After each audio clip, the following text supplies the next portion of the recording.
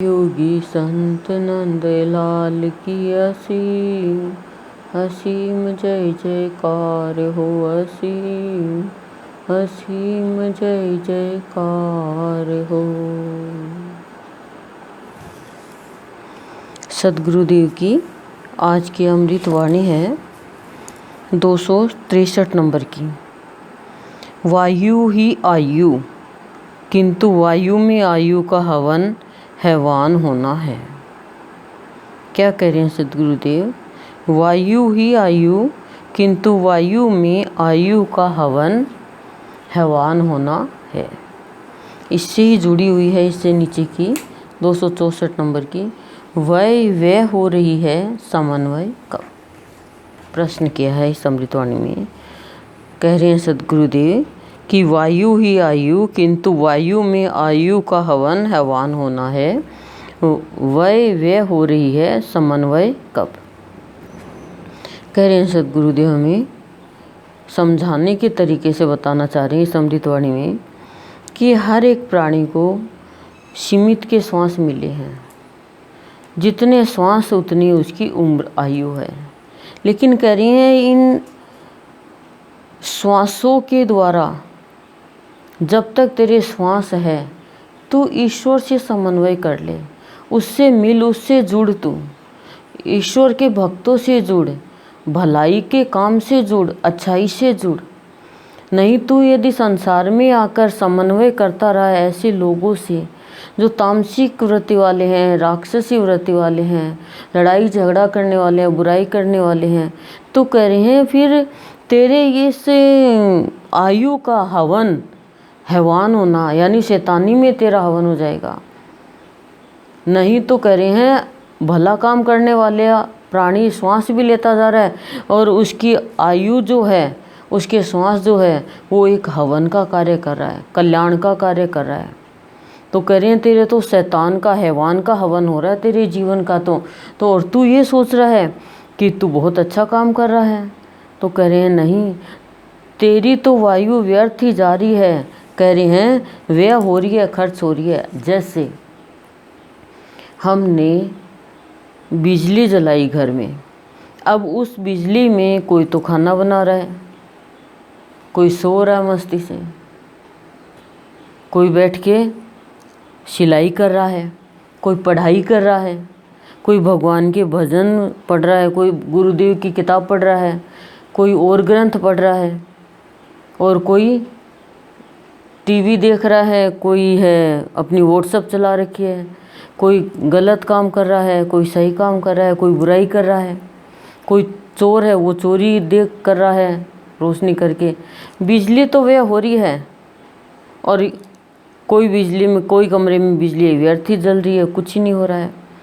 तो कह रहे हैं ऐसे ही ये जीवन है। बिजली क्या है? श्वास लेते हैं यहाँ पे हम, उदाहरण के तरीके से, एग्जाम्पल के हिसाब से श्वास तो चल रहे हैं। अब कोई कुछ कर रहा है, कोई कुछ कर रहा है, कोई कुछ कर रहा है, तो श्वास तो व्यय हो रहे हैं, आयु तो बीतती जा रही है। अब हम क्या कहते हैं, मैं इतनी साल का हो गया, मैं इतनी साल की हो गई। नहीं, वो साल तो तेरी इतनी साल कम हो गई। अब लोग क्या करते हैं, लोग अपनी परंपरा को छोड़ते जा रहे हैं, पाश्चात्य संस्कृति को अपनाते जा रहे हैं। तो उसमें मोमबत्ती बुझाना, अपने यहाँ तो दीपक जलाना होता है, और वो केक काटते हैं और मोमबत्ती के फूंक मार देते हैं। जितनी मोमबत्ती एज का हो गया उतनी करीब करीब मोमबत्ती जला देते हैं। तो कह रहे हैं वो मोमबत्ती बुझाना, हमने तो अपनी संस्कृति में भी उसको अच्छा ले लिया कि जितनी उम्र का हो गया उतनी मोमबत्ती बुझाने का मतलब तेरे इतने साल बुझ गए तेरी जीवन से, अब आगे तू प्रकाशमय हो। पर ये भी नहीं जान पाते हैं हम तो खाली बजा लिया और हैप्पी बर्थडे बोल दिया। कह रहे हैं ये सब भगवान के सामने बैठ के प्रार्थना करो, भगवान मेरे जीवन में इतनी साल कम हो गई, इतना मुझे पता है, मैं कितनी साल का हूँ, साल की हूँ, ये मुझे नहीं पता। मुझे नहीं पता कल भी मेरा दिन उदय होगा कि नहीं होगा, लेकिन मेरे इतने साल कम हो गए, इतनी साल में मैंने मेरी श्वासों का दुरुपयोग किया, सदुपयोग किया, क्या कीमत करी, ये मुझे नहीं पता। तो कह रहे हैं श्वास रहते, अब जैसे बिजली चली गई सारे काम ठप, किताब आगे है पढ़ नहीं पाते, रोटी बना रहे हैं बना नहीं पाते, कुछ भी काम कर रहे हैं कर नहीं पाते। पंखा बंद हो जाएगा, एसी बंद हो जाएगा, कूलर बंद हो जाएगा, सोने वाला उठ जाएगा, गर्मी लगेगी। तो कह रही हूँ गुरुदेव यही है, श्वास रहते तू अच्छे काम कर सकता है। तू इतनी साल का है, तू इतनी साल का श्वास के रहते, श्वास गया नहीं और इतनी साल का था, इतनी साल का होके ख़त्म हो गया, कोई नहीं कहेगा श्वास चले गए। तो कह रहे हैं श्वासों के रहते तू यदि बुराई के रास्ते पे चल रहा है। अब श्वासों की कीमत भक्तों ने भी की और श्वासों की कीमत राक्षसों ने भी की, लेकिन उन्होंने कीमत नहीं की, उन्होंने कीमत कम कर दी। क्यों? क्योंकि उन्होंने बुराई का रास्ता अपना लिया और भक्तों ने अच्छाई का रास्ता अपना लिया, संतों ने अच्छाई का रास्ता अपना लिया।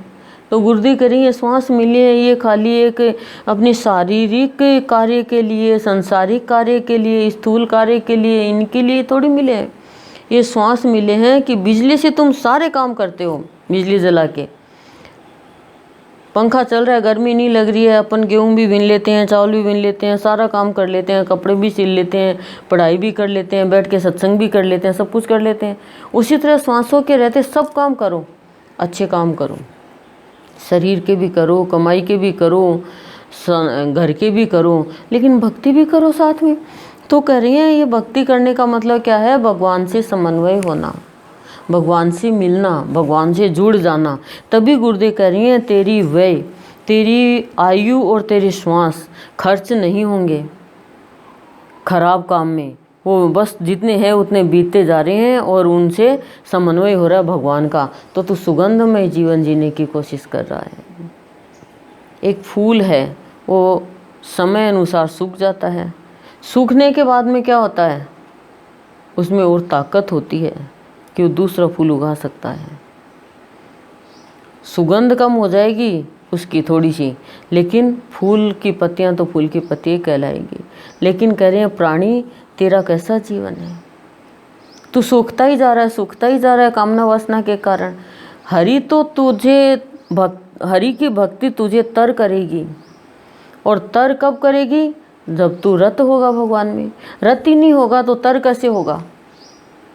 तो तर नहीं होगा तो गुरुदेव कह रहे हैं तुझे तैरना नहीं आएगा, और तैरना नहीं आएगा तो तू पार नहीं कर पाएगा सारी कठिनाइयों को। जैसे हनुमान जी ने पार कर दिया ऊपर से सागर को।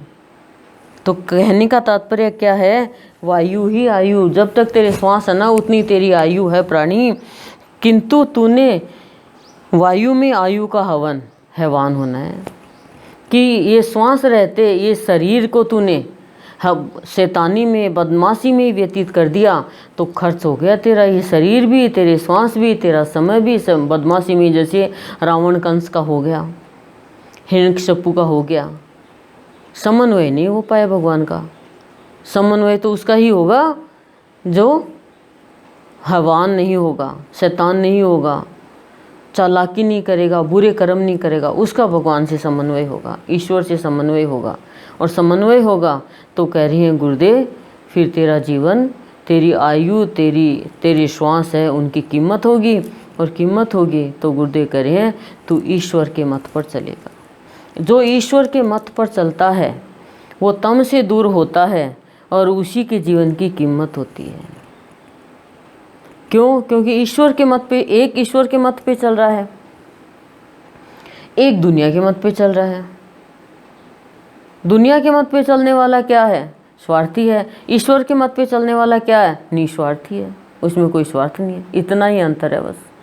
तो गुरुदेव ये कह रहे हैं कि प्राणी तू सोच समझ, तुझे जो श्वास मिले हैं वो पूरे होने के बाद में तू जिंदा नहीं रहेगा, तू मरा हुआ कहलाएगा। सपोज एक मोबाइल है हमारे पास में, बहुत महंगा मोबाइल है, और वो मोबाइल हमारे हाथ से टूट के नीचे गिर गया।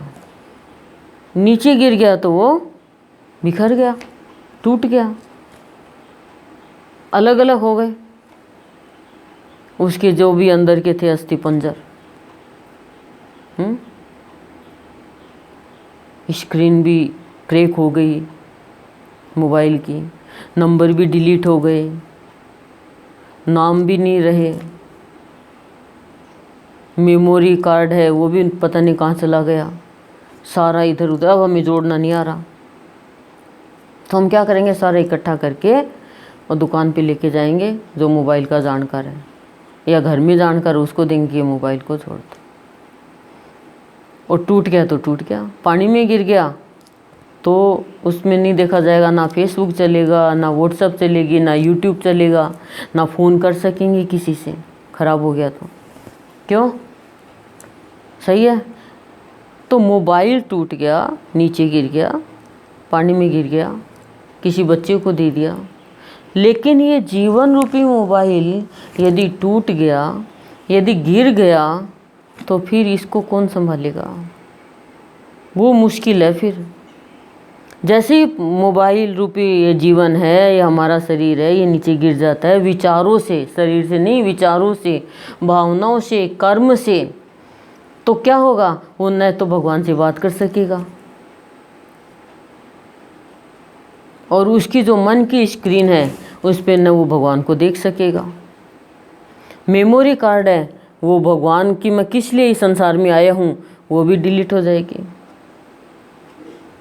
क्या बचेगा? न वो फेसबुक चला सकेगा, यानी ना वो भगवान की बातों को याद कर सकेगा, देख सकेगा मैंने कल भगवान का कौन सा भजन गाया था, उसके कुछ याद ही नहीं रहेगा। गिर गया, विचार भी टूट गए, भावना भी खराब हो गई, मन बुद्धि चित्त भी टूट गए, कुछ नहीं बचा, बिखर गई इधर के इधर, इधर के इधर, कैसे उठेगा? तो उसको ठीक करने वाला कौन है? मोबाइल को ठीक करने वाला तो दुकान पे चल जाएंगे, घर में कोई कर दे, हम कहेंगे जाओ उसकी दुकान पे जाओ, वहाँ वो मोबाइल की दुकान पे जा, ठीक कर देगा। तो इस जीवन को ठीक करने वाला कौन है?